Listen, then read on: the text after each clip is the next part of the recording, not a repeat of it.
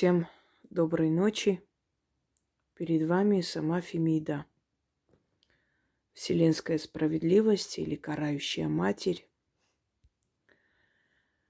И Фемида, она должна быть справедливой. Она и есть справедливость. И если во Вселенной происходит какая-то несправедливость,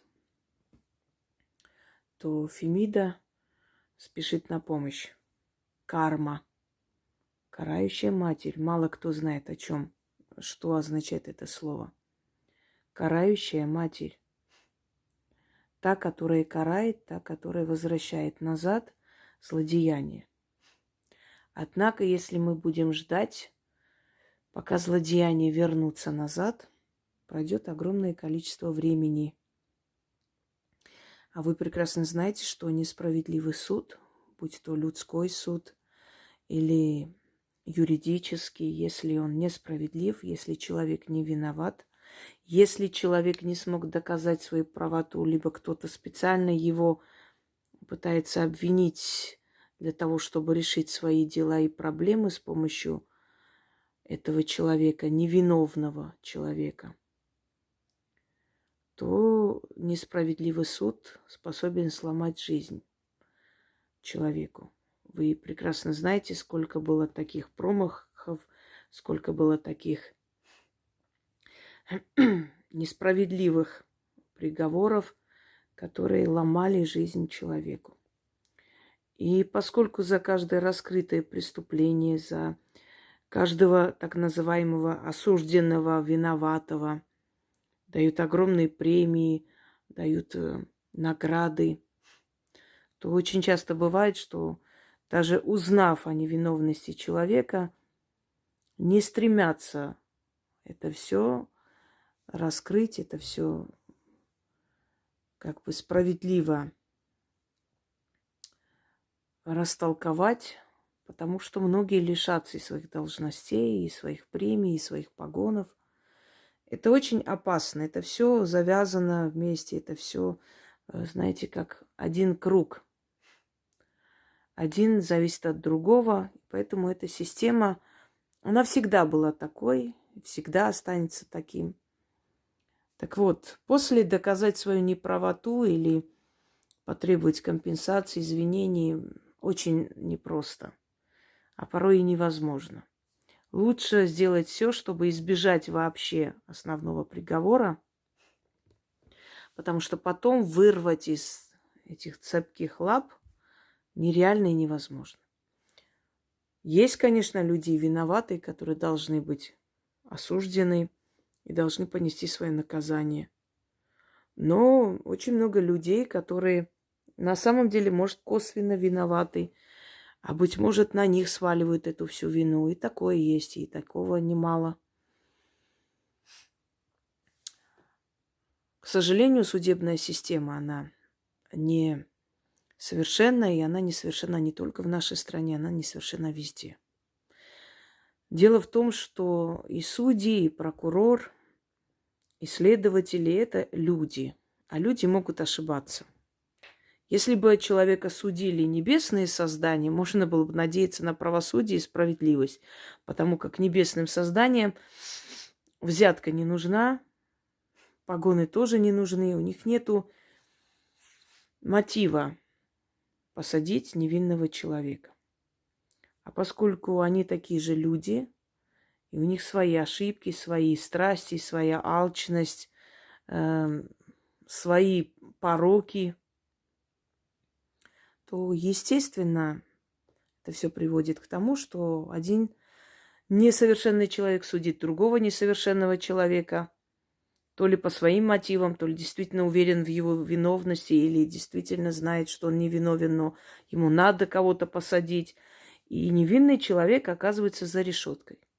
А иногда человек виноват, но слишком суровый приговор. То есть его, знаете, как козла отпущения находят и списывают на него все грехи. Вот как сделать так, чтобы вытащить человека из этой передряги? Я вам дарила огромное количество работ. И один из них, самый такой, который хвалят, это избежать наказания или смягчить приговор. Кажется, так называется. Просто из зала суда выпускают. Или отделываются штрафом. Невероятные результаты. И меня это радует. Знаете, если спасается, знаете, человеческая жизнь, то и замечательно. Как, не помню, кто сказал, лучше выпустить 10 виновных, чем посадить одного невиновного. Да и вообще, зачем ломать судьбу? Иногда, знаете, за кражу курицы дают 3 года, за убийство человека отделываются легким испугом. Тоже несправедливо, согласитесь? Молодость, глупость, человек может влезть куда не надо. Но этот заговор, хочу вам сказать, не только в такие, то есть для таких случаев, для юридического суда. Этот заговор подойдет и для суда человеческого. Смотрите, здесь задействованы следующие лица. Еще раз рекомендую вам открыть, посмотреть ключ, замок, язык. Я там все объясняю. Все строение заговора и ритуала. На чем он построен, как он построен, и почему именно так, и почему работает какой-то заговор, какой-то нет. Заговор – это такой сюрреализм. То есть ты создаешь сначала в подсознании, потом это переносишь в реальность, в реальный мир. Вот кто судит человека? Истец, да? Или там человек, который там подает. Да, он и есть истец.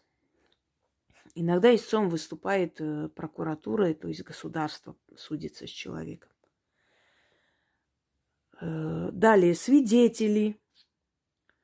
Могут быть лжесвидетели. Далее люди, которые готовы тебя растерзать, сожрать, и, собственно, вы поймете, в какой роли они здесь выступают. И вот ты должна против всех пойти. Здесь оседлание змея Скорпия – это означает взять на вооружение, вооружаться силой древних духов, да, богов. И вот этой силой идти против вот этого вот всего беспредела, где тебя хотят судить.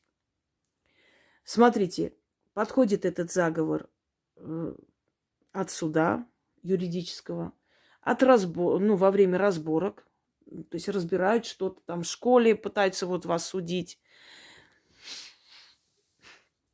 Знаете, иногда бывает, что в школе кто-нибудь там из сейфа имеет доступ, забирает деньги или что собранные, да, и сваливает на учительницу молодую, которая недавно пришла, списывает на нее это все, и она не может доказать свою правоту. То есть портит человеку имя, портит карьеру, все на свете. Вот от таких случаев, когда вы знаете, что человек не виноват, то есть этот человек знает, что он не виноват, и он должен читать это. Когда ни за что судят вашего ребенка. Вот кто-то разбил что-то в школе, а вот осуждает вашего ребенка, потому что он хулиганистый, и можно на него все списать. Когда дома идет разборка там между родственниками, и тебя несправедливо обижают, и ты понимаешь, что они собрались против тебя, они понимают, что ты не виновата, но иногда родственники, знаете, вот когда не могут морально задавить человека, они видят, что это сильный человек, не ломается, они начинают унижать, как могут. То есть выступать против этого человека, потому что он вызывает зависть своей стойкостью. Одним словом, от любого суда и судилища, кстати, такой есть ритуал от суда и судилища, тоже спасала людей, вытаскивала из зала суда. Вот вам еще один ритуал. Так вот,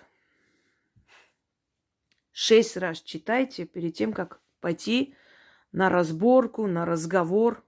Ну вот в магазине, например, недостача и пытается на вас писать. Понимаешь, что вы не сделали это, но вы самое слабое звено. Удобно на вас это списать. Ну что еще можно сделать? Служебная проверка. Вы переживаете, чтобы на вас вот пришли вот прям как бы по наводке, знаете, кто-то позвонил, сказал, кто-то на вас накапал и приходит тебя проверять. И ты понимаешь, что они изначально уже настроены тебя обвинить, поэтому и приходят. Начитайте, и вы увидите, как быстро все разрушится, и вы почувствуете эту защиту. Сами удивитесь, как вы выйдете из этой ситуации сухими из воды. Теперь послушайте меня. Поскольку в этом ритуале задействованы темные силы для помощи, то если у вас получится каким-то образом избежать этого суда, вы должны откупиться на алтарь ведьмы. Никто за вами не ходит, не следит. Я уверена, что многие сделали, получили результаты, забыли об этом и не считают нужным это все делать. Алтарь ведьмы это означает для духов, для сил, понимаете? Отдать что-то, ну, что угодно, неважно. Вы хотите там атрибут какой-то отдать, ну, любым способом. Вы должны отплатить этим силам, потому что это связано с темными духами. Но если, собственно говоря, вы этого не сделаете, просто в следующий раз они вам в этом вопросе не помогут. Вот и все. Это нужно для вас, объясняю. Мне нет нужды совершенно найти, купить статуэтку. Я достаточно зарабатываю, чтобы иметь возможность брать все, что мне нравится и хочется. Но вам это нужно делать, потому что результат обязательно должен подкрепиться вот этой благодарностью силам, чтобы в следующий раз, когда вы опять придете и попросите, они вас услышали. Понимаете, силы всегда требуют благодарности, но есть определенные ритуалы, в которых настоятельно говорю, и обязательно нужно это делать, чтобы они вновь вам помогали. А так, конечно, сила во всем и всегда требует благодарности и ждут этой благодарности. И чем благодарнее человек, тем больше они этому человеку помогают, в принципе. В этом случае выиграли суд, пришли, проверили, ничего не нашли, должны были уволить, там устроили разбор полетов, все обошлось. Значит, сработал ритуал. Итак, читайте 6 раз этот заговор и спокойно идете на эти разборки. Обязательно это все разбирательство будет в вашу пользу. Итак, заговор следующий. Идут на меня пан да поп, судья да барин. Оседлаю я змею-скорпию, еду на ней, погоняет уж, а сам дюж. Долечу я до их селения. Терем посреди того села стоит, а двор широкий. А посреди двора стоят пан да поп, судья да барин. Судом своим судят, мерой своей мерят. Полон двор тот свиней. Свиньи на меня идут, меня пожрать норовят. А я клыки свои заострила, а я свиней тех переела, а хату спалила, а папа с паном, да судьей с барином хлестом погоняю. Суд судом, век веком. Разойдитесь, нечестивцы, что меня судить пришли. Не есть вам меня, у меня волчья пасть, медвежий рот, да змеиное жало. Да будет так, как я сказала. Суд судом, век веком. Своим врагам замыкаю зубы и губы. Волю на ключ запираю, а ключ в океан море бросаю. Кто море выпьет, да песок пересчитает, тот мой заговор и перебьет. А до той поры никому моих слов не перебить. Суд судом, век веком. Никому меня не судить. Истинно так, заклинаю. Перепишите этот заговор. Он будет набран, естественно, текст под роликом. Но если вам нужно срочно, перепишите и проведите по всем законам, как вам было сказано, объяснено. И результат не заставит себя ждать. Всем удачи!